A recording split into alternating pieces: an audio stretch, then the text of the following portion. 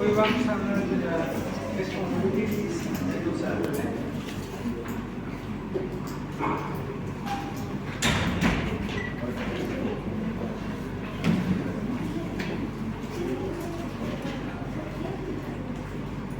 La espondiloartrosis es una enfermedad inflamatoria crónica común con características clínicas y genéticas que tienen en común. Dentro de la espondiloartritis, que son seronegativas, se incluye la espondilitis anquilosante, artritis reactiva, artritis psoriásica, artritis centropática, artritis juvenil y artritis indiferencial.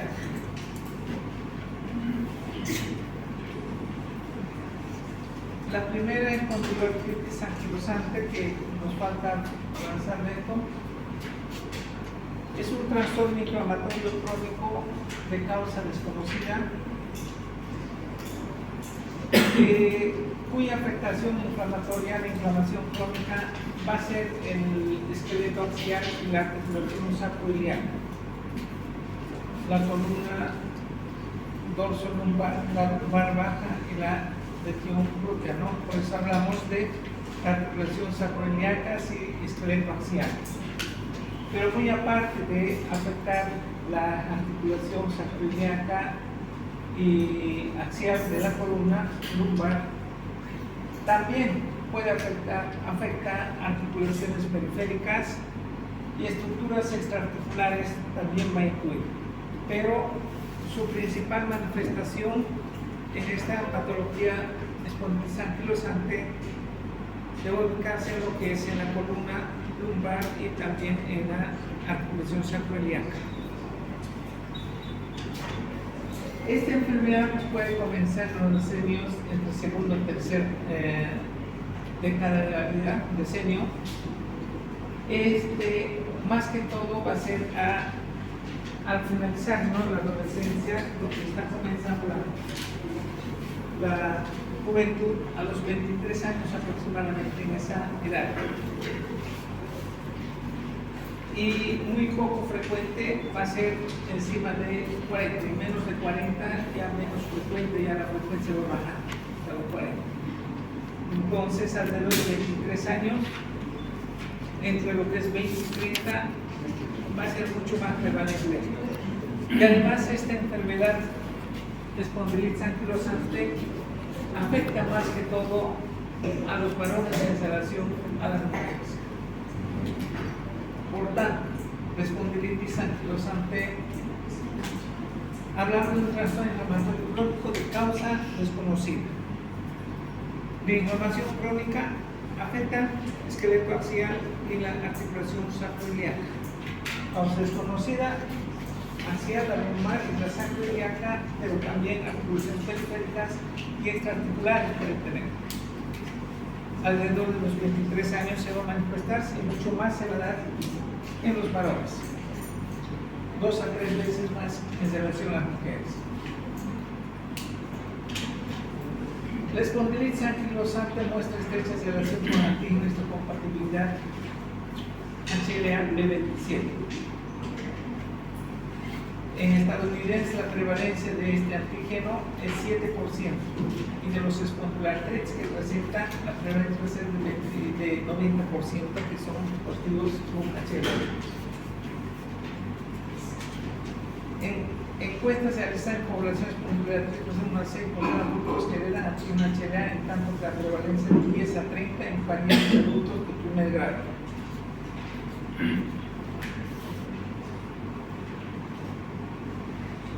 Anatomía patológica, el sitio de la inflamación axial de la espondiloartritis son inaccesibles. Por tanto, las alteraciones anatomopatológicas que se van a presentarse en esos lugares, las biopsias se han realizado muy poco por la inaccesibilidad del lugar. Las biopsias que se han podido utilizar, entonces se ha podido estudiar qué alteraciones puede darse en ese lugar. No en todos los pacientes con espondiloartritis entonces van a poder someter a una biopsia de esa articulación que está afectada. Entonces, con nosotros, con la clínica y los otros estudios complementarios imagenológicos, vamos a dar el diagnóstico que corresponde. Por tanto, las biopsias sistémicas raras veces se pueden tener acceso mediante procedimiento quirúrgico. Por consiguiente, el procedimiento histopatológico axial se basa en número limitado de casos que se han estudiado. La sacroiliitis constituye la primera manifestación de la espondiloartritis. Se encuentra sinovitis, pano, médula mixoide, tejido de granulación subcondral, edema medular, entesitis y diferenciación condroidea. A nivel de esa articulación, entonces, y como también otras articulaciones, puede manifestarse la sinovitis, inflamación de la membrana sinovial, formando panos, médula mixoide. En lugar de ser caído el tejido óseo, hay granulación subcondral de la médula, entesitis, diferenciación condroidea. Los entesitis de los medios de unión, en el caso de desarticulación, ya sea los ligamentos, la cápsula o los tendones que pueden hacer cerca de esta articulación, entonces van a tener la inflamación y dolor. Ese es el punto de inserción. Prevalencia macrófagos, linfocitos de osteoclastos, pero tarde o temprano los bordes articulares horadados son sustituidos de modo gradual por degeneración fibrocartílago y luego se osifican. La articulación se oblitera en su totalidad. Aunque en primer momento la articulación que es afectada va a presentar un pseudoensanchamiento por imagen. Las erosiones que se están produciéndose, entonces es como si ese espacio estaría amplio, pero a medida que se va erosionando, va granulando, se va convirtiéndose en cartílago y osificándose las dos superficies articulares, y al final van desapareciendo ese espacio interarticular que en un momento se veía como si serían ensanchados.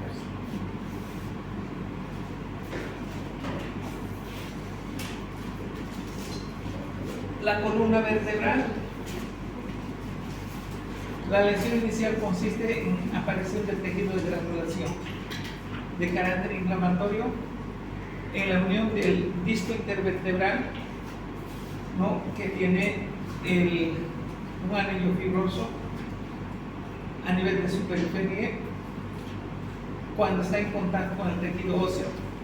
Entonces hay unión formada del anillo fibroso del cartílago discal y el borde del hueso vertebral. Las fibras más extensas de ese anillo se erosionan y acaban siendo sustituidos por tejido óseo, formándose esbozos sin desmofitos óseos. Más tarde, este sigue creciendo la osificación endocondral continua y acaba formando puentes de cuerpos vertebrales adyacentes. Evolución progresiva de esto, lo que va a llevar a una imagen de columna en caña de bambú. Creo que no está encendido. ¿Está encendido? Está bien. Sí. No tiene pilas, ¿no? ¿Ya? La pila de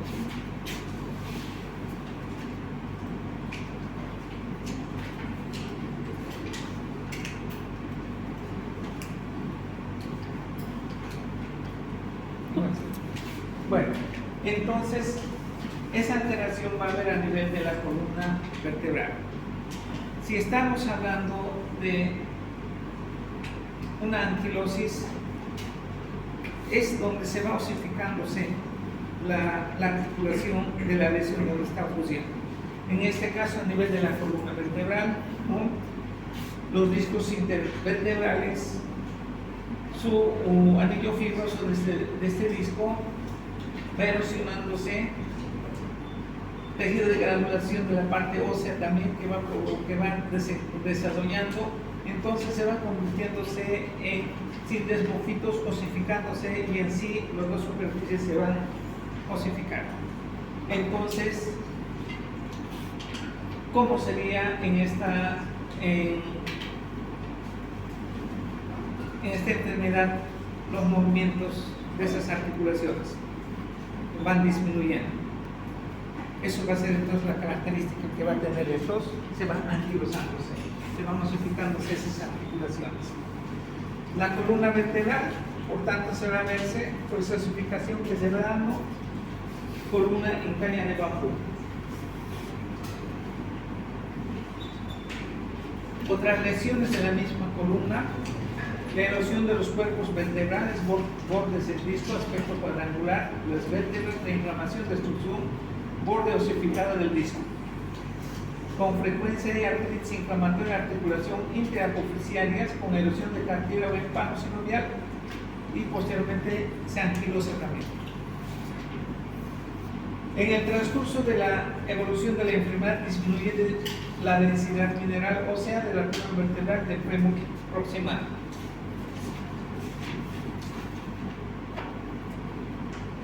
En los pacientes con espondilitis anquilosante, la sinovitis periférica, la sinovitis membran sinovial inflamada, vascularidad aumentada, hiperplasia de la capa de revestimiento, infiltración y formación de palos.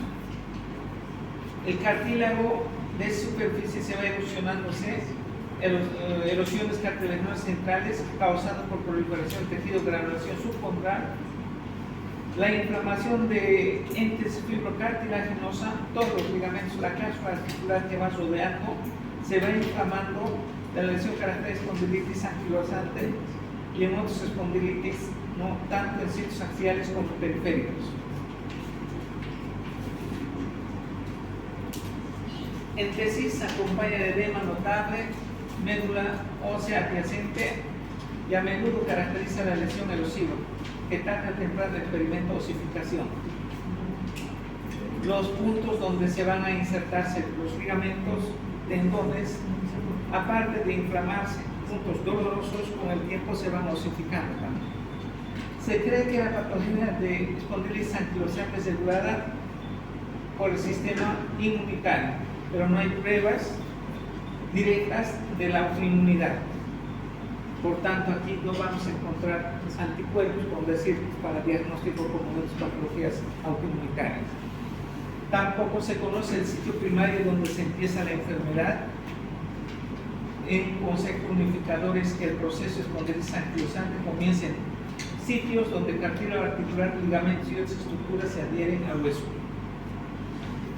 Por tanto, en la espondilitis anquilosante, la afectación del dolor sacroiliaca comienza en la columna, en la parte baja, sacroiliaco unilateral, posteriormente bilateral, y además los puntos de inserción de los tendones y ligamentos van a ser dolorosos. Ahí hablamos de los entesitis.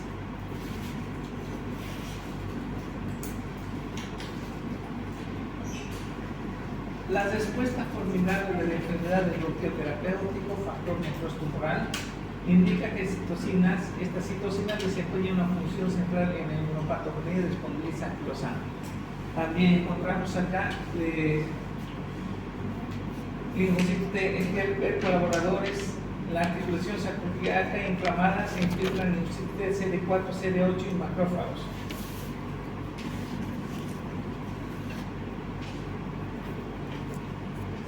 Factor necrostumoral, un factor transformador de crecimiento, abunda en lesiones avanzadas. La sinovitis periférica, espondilitis anquilosante y otras espondilitis se caracteriza por neutrófilos, macrófagos, linfocitos CD4, CD8, lo mismo que los linfocitos B. A diferencia del caso del sinovial, de la artritis reumatoidea y del líquido sinovial en esta enfermedad de artritis reumatoidea, como es de espondilitis anquilosante, como hemos mencionado que es seronegativo, en las pruebas laboratoriales, cuando pedimos en artritis reumatoidea, ¿qué vamos a pedir? Factor reumatoideo y anti-CCP, ¿no? Lo cual va a ser negativo.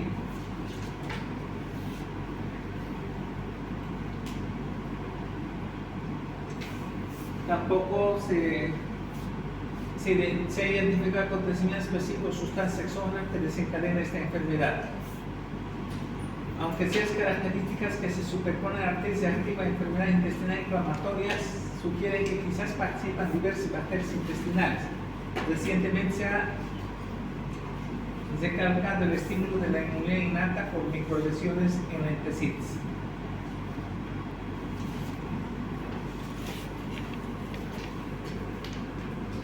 Las manifestaciones clínicas. Las manifestaciones clínicas, ¿en qué edad va a ser el comienzo? Entre 20 y 30 años. En la edad, cuando pasa la adolescencia comenzando, ¿no? La juventud, la juventud está comenzando. El término medio va a ser alrededor de los 23 años de edad.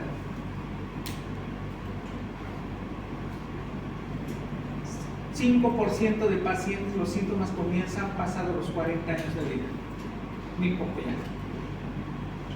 El primer síntoma, dolor sordo que comienza de comienzo inconstante, se percibe en los glúteos y en la región lumbar baja, o sea, articulación sacroiliaca y también a nivel de la columna lumbar baja. Lleva la rigidez de la columna matutina de varias horas de duración y mejora con el ejercicio y empeora con el reposo. Tanto así, durante la noche estos pacientes con dolor de la columna, cuando están durmiendo a medianoche tienen que levantarse porque en reposo prolongado duermen. Entonces tienen que empezar a hacer actividad física. Con la actividad física calma el dolor. El dolor entonces, región glútea es región lumbar baja, con rigidez lumbar matutina, varias horas de duración, mejora con la actividad física y se aparece en periodos de inactividad prolongadas. A los pocos meses del comienzo el dolor se vuelve más prolongado y es bilateral ese dolor glútea. Las exacerbaciones nocturnas del dolor obligan al paciente a levantarse y moverse. Algunos pacientes el dolor, la rigidez dorsal conlleva hipersensibilidad ósea con el contacto de la presión.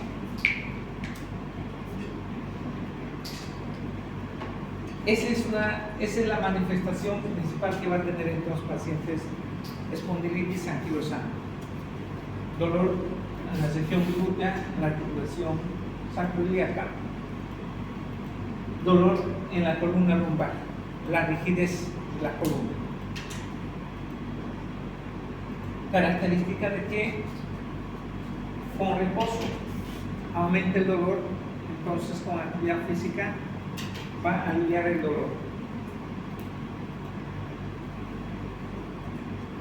Otros puntos de localización frecuentes del dolor óseo va a ser en la articulación esternocostales, articulación de las apófisis espinosas, cresta ilíaca, trocánter mayor, tuberosidad isquiática, espinas tibiales, talones, etc.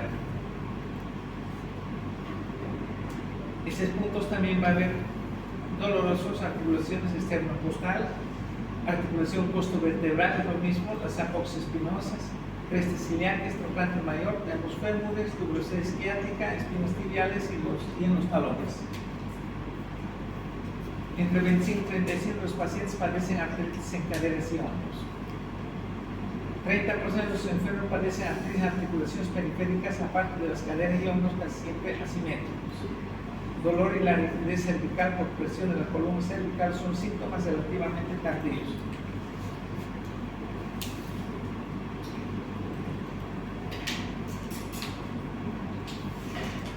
Espondilitis anquilosante en los países en desarrollo suele ser enfermedad de comienzo juvenil, suele predominar artritis periférica y lentecitis.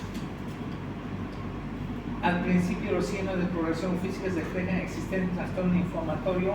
Los datos más específicos consisten en la pérdida de movilidad de la columna vertebral, limitación de movimientos de flexión a extensión hacia adelante a los lados a nivel de la región lumbar y menor amplitud de expansiones respiratorias de los movimientos respiratorios. La limitación de los movimientos suele ser desproporcionada con respecto al grado de actividad ósea.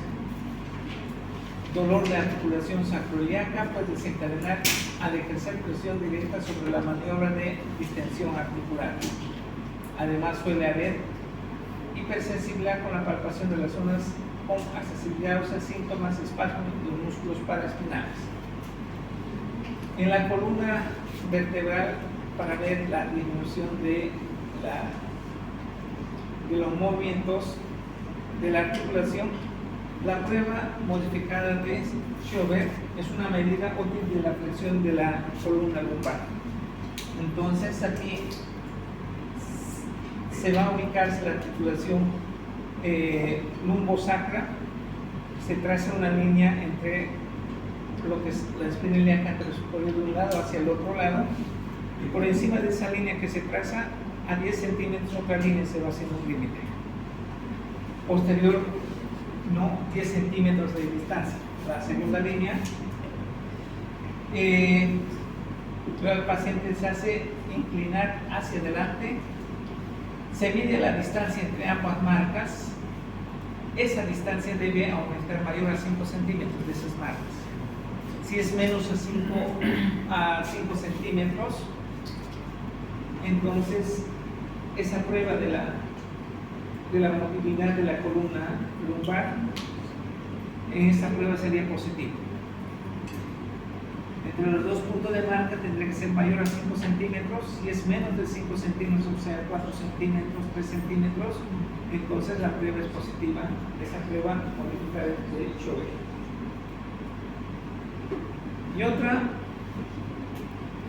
expansión torácica, también la diferenciación entre inspiración máxima y expiración forzada, a la altura del cuarto espacio intercostal o en mujercitas debajo de las glándulas mamarias. La expansión normal del tórax es mayor a 5 centímetros. Si eso está disminuido, entonces también la prueba llega a ser positiva.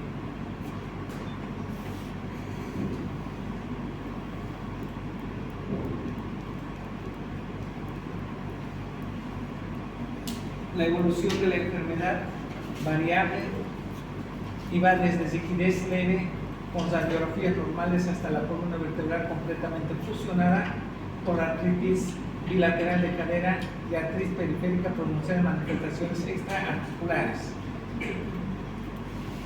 El dolor persiste al comienzo de la enfermedad para volver luego intermitente con periodos alternados de exacerbaciones y remisiones. En caso grave típico sin tratamiento, en el cual la espondilitis avanza hasta formar sindesmofitos, la postura del paciente sufre una serie de cambios característicos: lordosis lumbar, atrofia de los glúteos y sufrosis torácica pronunciada.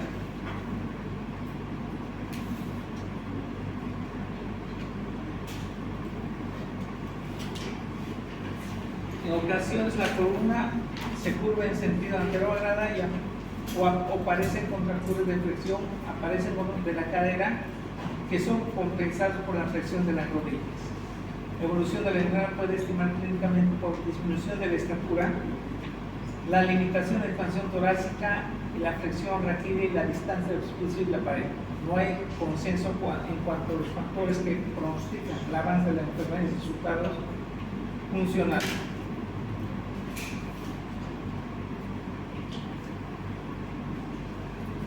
Las complicaciones más importantes: la columna que está osificada en caña de bambú.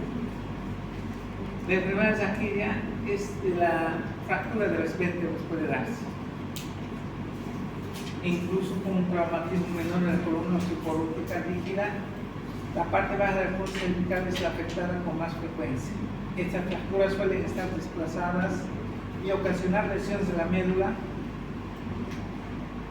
Una encuesta reciente sugirió el riesgo de la fractura de por vida mayor al 10%. En ocasiones, fractura a través de la unión del disco subvertebral y el arco neural adyacente, denominada pseudoartrosis, que se presenta con más frecuencia en la columna tóraco-lumbar.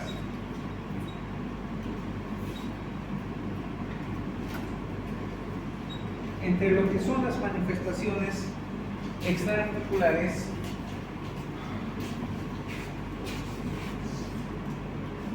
la deformidad de la incluye de las vértebras dorsales, lo que va a llevar a la cifosis acentual. Hay otras manifestaciones que son más frecuentes en un 40%, la uveitis aguda anterior, manifestada por dolor fotofonía al área ocular. También cataratas como glaucoma.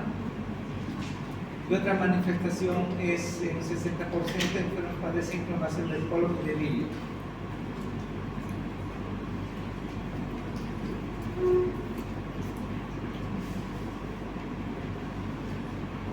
Puede haber como manifestaciones aparte de las manifestaciones oculares,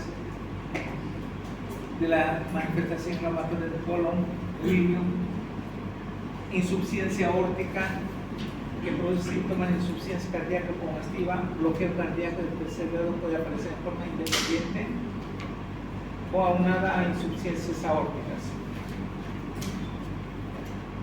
Fibrosis del lóbulo pulmonar superior, otra manifestación, se ha comunicado que la prostatitis tiene una mayor prevalencia también en las unidades.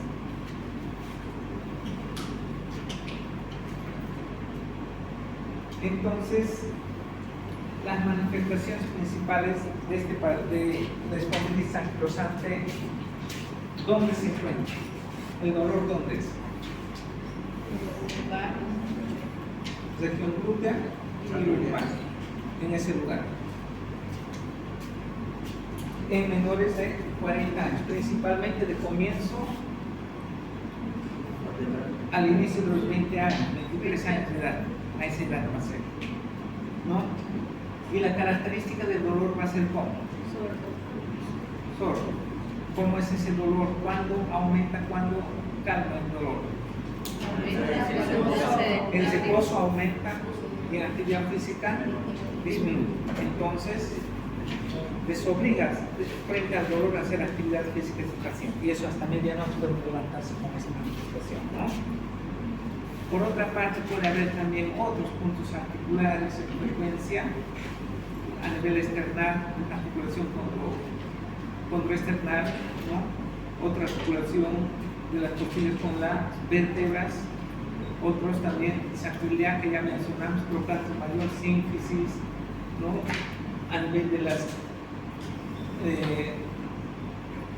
del talón también encontramos en el calcáneo, en la inserción donde el músculo, el tendón de Aquiles donde se inserta ese punto también doloroso, por eso se habla del dolor a nivel del talón.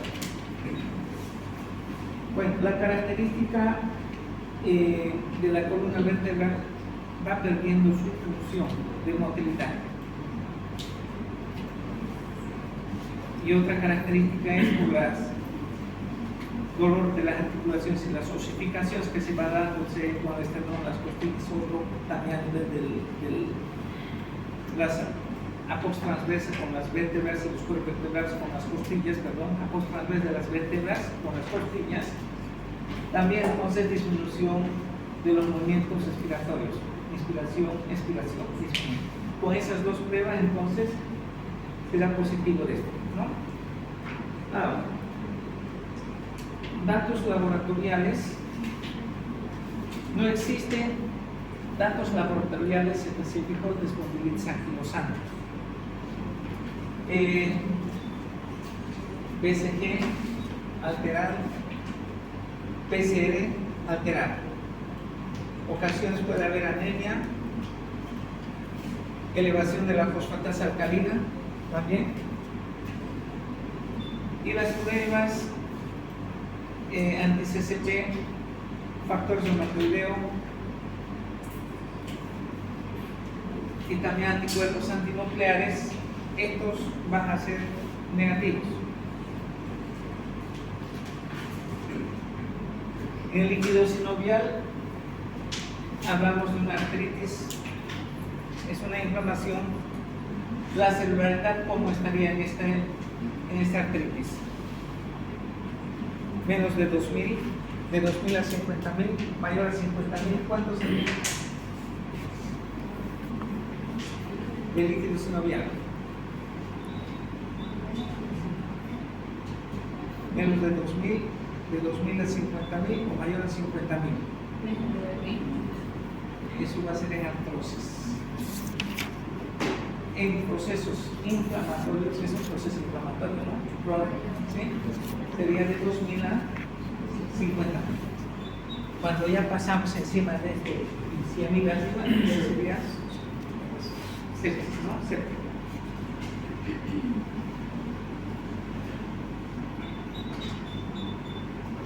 Signos radiológicos.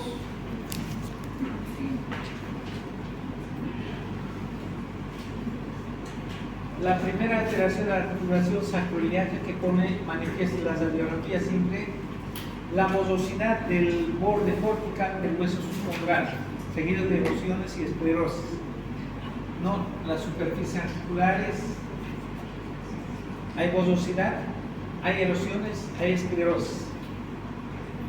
El empeoramiento de las erosiones produce pseudoensanchamiento a un principio del espacio articular, cuando sobreviene la anquilosis, primero se fibrosa, luego se osifica y termina desapareciendo ese espacio interarticular, porque se ha osificado, ¿no? Por obliterarse. Las lesiones y su tendencia a empeorar suelen ser bilateral y simétrico. A nivel de la columna lumbar, enderezamiento consecutivo de la desaparición de la lordosis, existe una esclerosis activa que fue causada por osteitis del borde anterior del cuerpo vertebral guiada por erosión, lo cual da lugar a la imagen de cuerpos vertebrales cuadrados, envaselamiento de uno más. Al final, ¿qué va a ser la columna vertebral? ¿Cómo se lo ves? Caña de bambú. Osifican cuerpos vertebrales entre sí. En muchos casos transcurren varios años antes de observar anomalías sacroiliacas definitivas de la radiografía simple y por tanto la imagen de resonancia magnética se utiliza cada vez más para diagnosticar espondilitis anquilosa.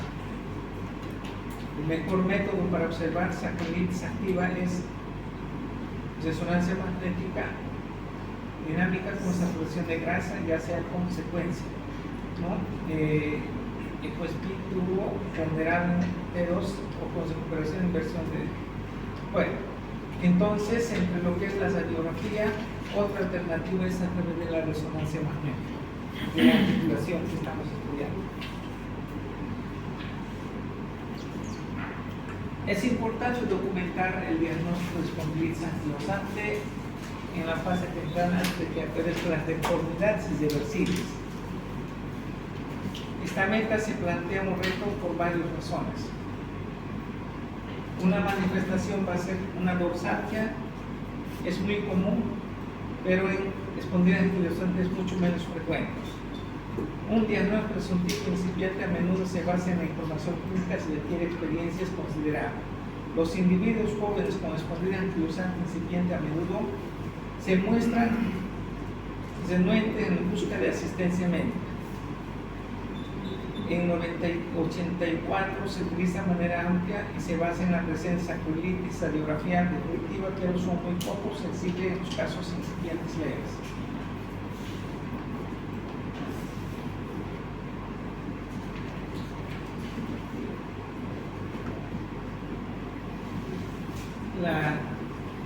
El 2009, ASAS, la Sociedad Internacional de Asesoramiento de Espondiloartritis, propuso criterios nuevos que esto se puede aplicar en individuos con causalgia de 3 meses o más de duración, empezando antes de los 45 años de edad. La inflamación activa de la articulación sacroiliaca, según resonancia magnética, se considera equivalente a criterios antiguos de sacroilitis de radiografía definida. Entonces, al inicio de la segundo decenio de vida o antes de los 45 años, las manifestaciones que aparezcan, características, ¿no? Dolor en la región glútea, dolor en la región lumbar baja, o manifestación que en reposo aumenta y en actividad física va calmando. Entonces, las causales que serían la sintomatología, de importancia distinguir espondilitis anquilosante de muchas otras causas de lumbalgia, algunas de las cuales son mucho más frecuentes. Para clasificar como criterio lumbalgia inflamatoria de espondilitis axial, la lumbalgia crónica debe acompañar de 4 o más de los caracteres siguientes. Edad de comienzo, en este caso, menores de 40 años. Comienzo inconstante, mejora con el ejercicio, empeora con el reposo, el dolor nocturno que mejora al levantarse y al hacer actividad física. Entonces, por la edad, el lugar donde está doliendo, ¿no? Dolor articular, y en relación al ejercicio y actividad física, si calma o aumenta.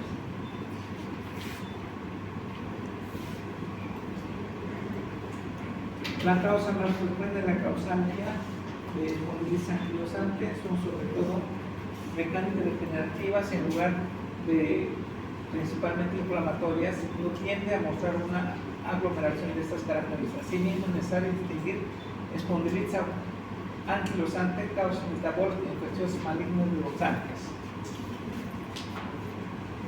En el peor de los casos, los metástasis de los tumores que pueda haber. El tratamiento, primeramente, es con antiinflamatorios, con los AINES.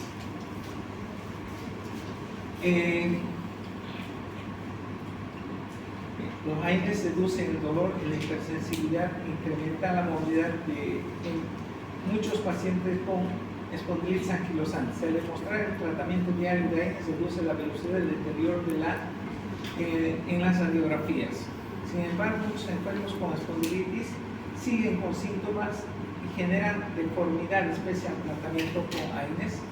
A partir del 2000 se comunica respuesta formidable al tratamiento con antifactor necrosis tumoral en pacientes con espondilitis anquilosante.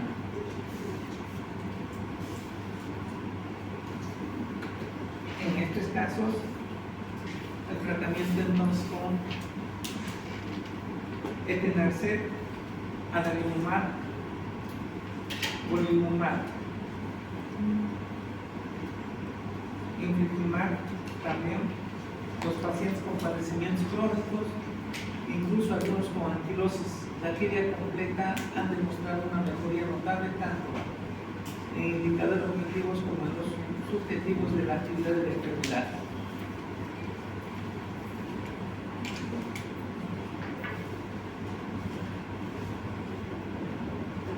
Estudios de sesiones magnéticas indican la introducción de sustancias del edema de la médula ósea, la ejemplicitis de desarmes articulares en las articulaciones acromiantes en la columna vertebral y en las articulaciones periféricas.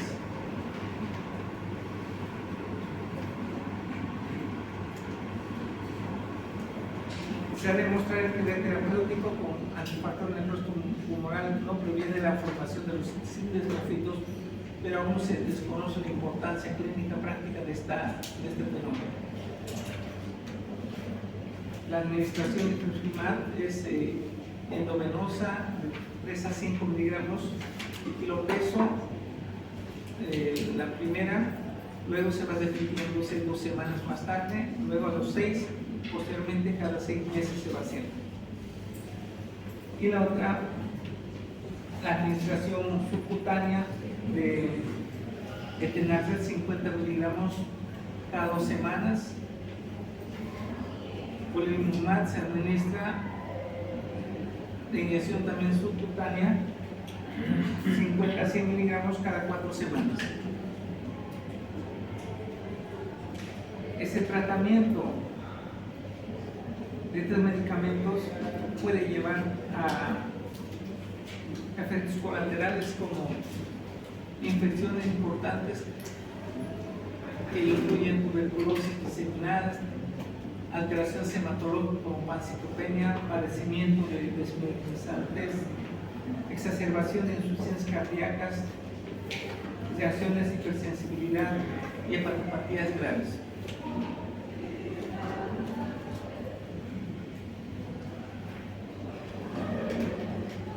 Bueno, eso sería entonces en cuanto al tratamiento de espondilitis anquilosante con antifactor necrotumoral, el nacer adalimumab o adalimumab. ¿No? Muy antes de esto, los aires antiinflamatorios. Bueno, el costo también de eso son carísimos, ¿no? Sí. Bueno, ¿qué hora es? 9:05. ¿Un tema más o hay algo más? ¿Basta? Sí. Bueno, ya muy poco nos falta ya el avance y yo creo que el viernes, máximo hasta el otro lunes. Terminamos ya esto. Después el marco ya tenemos por delante, el marco es más corto también. Hematología. Ahora, estos alumnos, si están aquí, me dicen presente, ¿ya? Ávila Lunarte. Ya. Jorge Caero Paola. Gómez Fernández. Presente. Rojas Medrano Sergio. Rojas Paza Miguel Ángel. Honor Cárdenas Daisy. Pérez Chávez Camila. Cíos Paz Luis Alberto. Zambrana Chávez Nicole. López Condori Jensen. Bueno, era